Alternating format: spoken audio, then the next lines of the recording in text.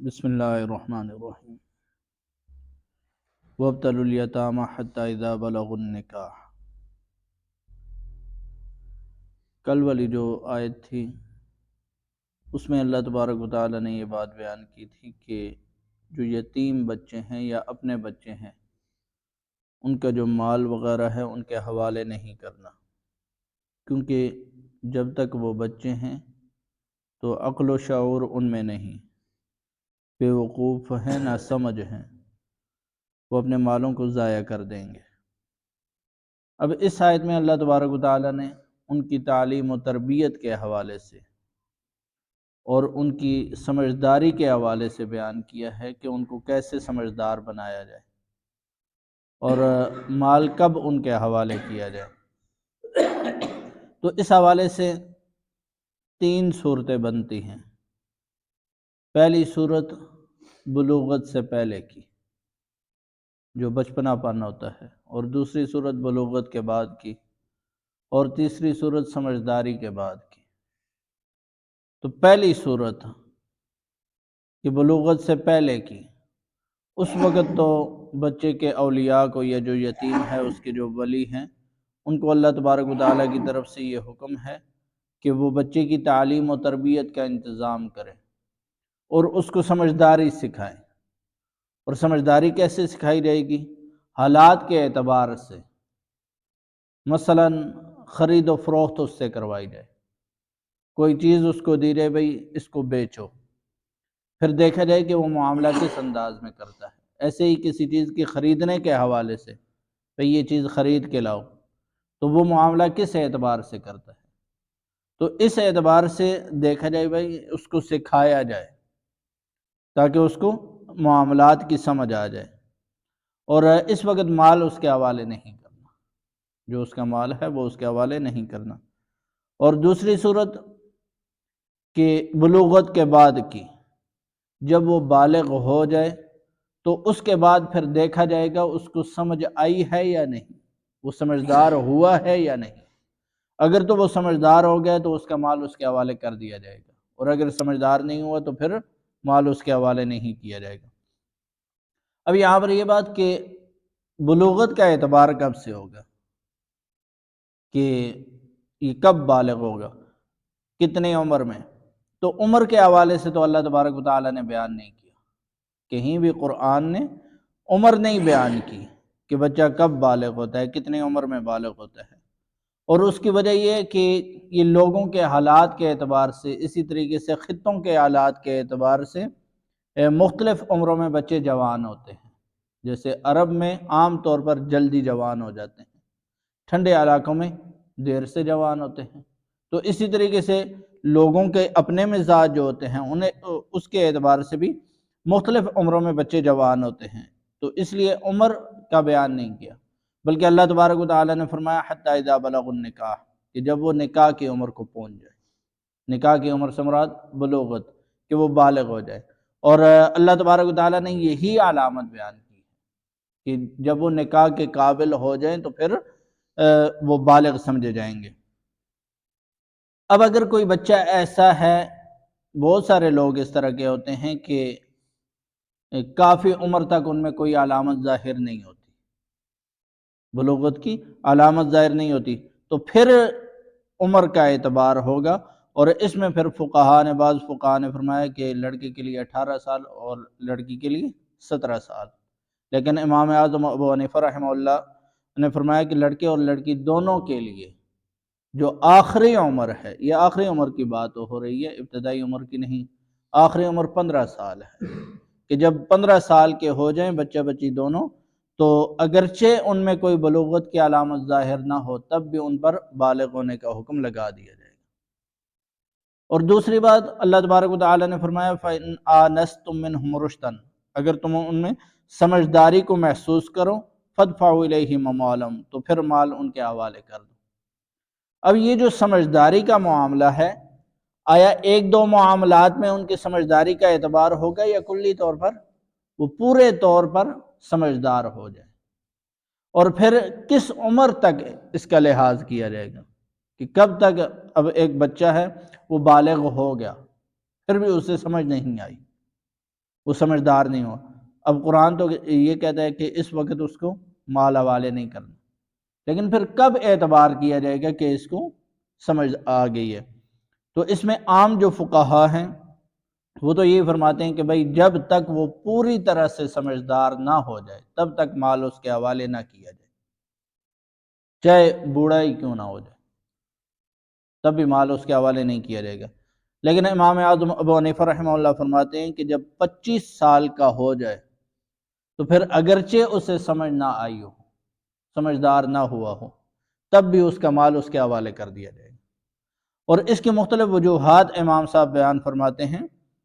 ایک وجہ اس کی یہ کہ عام طور پر بچپنے پن کی جو علامات ہوتی ہیں اور اس کے جو اثرات ہوتے ہیں وہ 10 سال تک رہتے ہیں۔ تو 15 سال کی عمر میں اگر وہ بالغ ہوا ہے، اس کے بعد 10 سال مزید بچپن کے اثرات،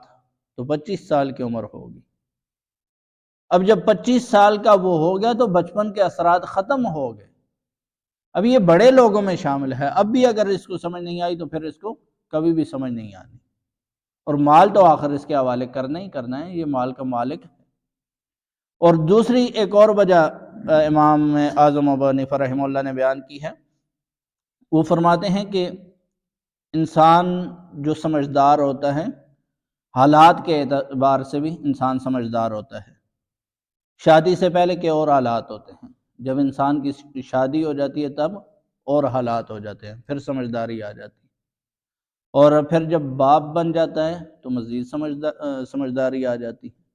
اور پھر جب اس کے پوتے پوتیاں ہو جاتے ہیں، وہ دادا بن جاتا ہے، تو تب وہ اس کا آخری سٹیج ہوتا ہے۔ تب بھی اگر کسی کو سمجھ نہ آئے پھر اس کو سمجھ آنی ہی نہیں۔ اور 25 سال کی عمر ایسی ہے کہ اس عمر میں انسان دادا بن سکتا ہے، اور اس کی وجہ یہ بیان کرتے ہیں کہ کم سے کم عمر جس میں بچہ جوان ہوتا ہے، یعنی لڑکا، وہ 12 سال ہے،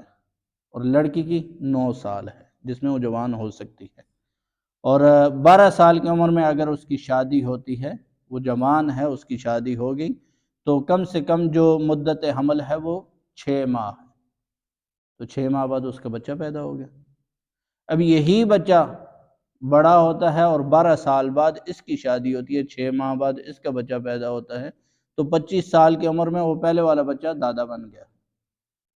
تو 25 سال کی عمر یہ وہ حد ہے کہ یہاں پر انسان دادا بن سکتا ہے، اب بھی اگر اسے سمجھ نہ آئی تو پھر اسے سمجھ آنی بھی نہیں۔ تو اس لیے یہ عمر ہے، 25 سال کی عمر ہے، کہ اگر اس کو سمجھداری نہیں آئی، کیونکہ بہت سارے لوگ ایسے ہوتے ہیں جو ساری زندگی سادے ہی رہتے ہیں، ان کو اتنی سمجھ ہی نہیں ہوتی، تو اب ان کا مال تو ان کے حوالے کرنا ہے، تو 25 سال کی عمر ہے جس میں ان کا مال ان کے حوالے کیا جائے گا۔ ہاں اگر کوئی بالکل ہی پاگل ہے، مجنون ہے، تو وہ بات الگ ہے، وہ پھر بچوں کے حکم میں ہے، وہ پھر اس کے حوالے اس کا مال نہیں کیا جائے گا۔ وَابْتَلُوا الْيَتَامَى حَتَّى إِذَا بَلَغُوا النِّكَاحَ، اور جو یتیم بچے ہیں ان کی آزمائش کرتے رہو، ان کا امتحان لیتے رہو یہاں تک کہ وہ نکاح کی عمر کو پہنچ جائے۔ فَإِنْ آنَسْتُم مِّنْهُمْ رُشْدًا، پھر جب ان میں تم سمجھداری کو محسوس کرو، فَادْفَعُوا إِلَيْهِمْ أَمْوَالَهُمْ، تو پھر ان کے مال ان کے حوالے کر دو۔ وَلَا تَأْكُلُوهَا إِسْرَافًا وَبِدَارًا أَن يَكْبَرُوا، اور ان کے مال نہ کھاؤ زیادہ ضائع کرتے ہوئے، وَبِدَارًا، اور جلدی جلدی، أَن يَكْبَرُوا، اس ڈر سے کہ وہ بڑے ہو جائیں گے، یعنی کہ اگر کوئی اس کا جو منتظم ہے، جس کے حوالے اس کا مال ہے، وہ ضرورت سے زائد اس کو خرچ بھی نہ کرے اس کے مال کو۔ اور اسی طریقے سے اگر وہ بچے کا جو مال ہے اس کو جلدی جلدی اڑانے والی کوشش نہ کرے کہ یہ جب بڑا ہو گیا تو یہ اس کے حوالے کرنا پڑے گا، اور ابھی تو میں منتظم ہوں،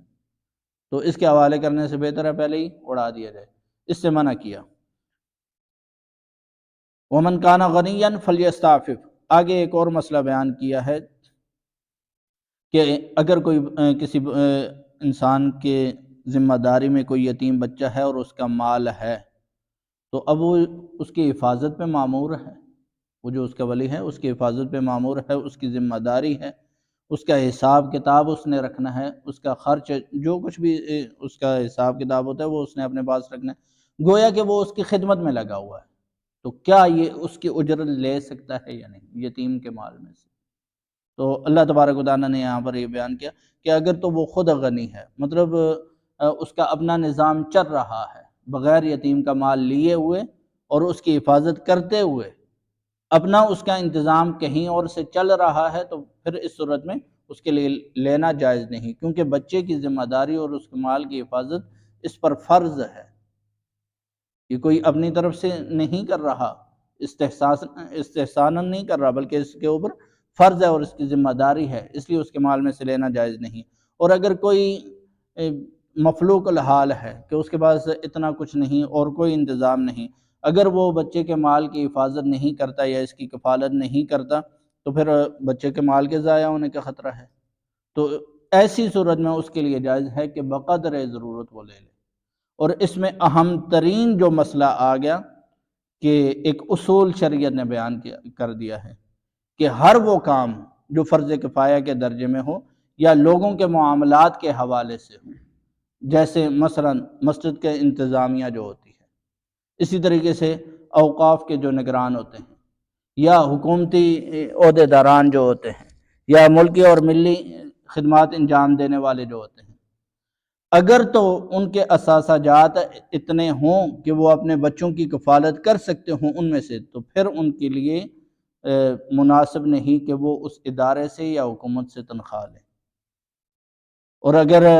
ان کے اثاثہ جات اتنے نہ ہوں تو پھر بقدر ضرورت لے سکتے ہیں۔ یہ بقدر ضرورت کی بات ہو رہی ہے، اور ہمارے جتنے بھی حکمران، وزیر، مشیر ہیں، شاید کوئی بھی ایسا نہیں کہ جس کی یہ حالت ہو کہ وہ اگر حکومت سے تنخواہ نہ لے گا تو اس کا نظام نہیں چلے گا، بلکہ وہ پورے پاکستان کو اکیلے کھلانے والے ہیں، لیکن پھر بھی ان کا مقصد ہی لوٹنا ہے، تو وہ لوٹنے کے لیے آتے ہیں۔ اور یہاں پر شریعت نے جو بیان کیا کہ بقدر ضرورت، آیا ان کی جو تنخواہیں ہوتی ہیں وہ بقدر ضرورت ہوتی ہیں؟ ضرورت سے انتہائی زیادہ ہوتی ہیں، یہ ان کے لیے جائز نہیں ہے۔ اور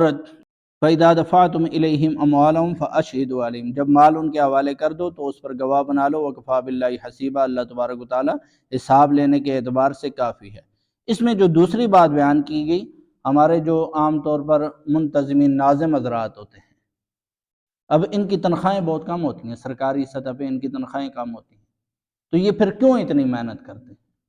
کیوں اتنے خرچے کرتے ہیں؟ کیونکہ ان کو پتہ ہوتا ہے جتنا بھی فنڈ آئے گا ہم نے جو کچھ بھی لوٹ مار کرنی ہے اس فنڈ میں سے کرنی ہے۔ اب تنخواہیں تو وہ وہاں پر لکھوا دیتے ہیں خانہ پوری کے لیے، بھائی 8-10 ہزار ہے، لیکن لوٹ مار ساری باہر سے کرنی ہے۔ تو اس حوالے سے اللہ تبارک و تعالیٰ نے بیان کیا وَكَفَىٰ بِاللَّهِ حَسِيبًا، اگر کسی بھی حوالے، کسی بھی طریقے سے لوٹ مار کرنے کی کوشش کی، یعنی ایک تو تنخواہ ہے وہ چلو بقدر ضرورت ہے، اس کے علاوہ اگر کسی بھی صورت میں مال لوٹنے کی یا چوری کرنے کی کوشش کی تو اللہ تبارک و تعالیٰ دیکھ رہے ہیں۔ اس دنیا میں تو حساب کتاب نہیں ہوگا، لیکن آخرت میں ضرور حساب کتاب ہوگا۔ اللہ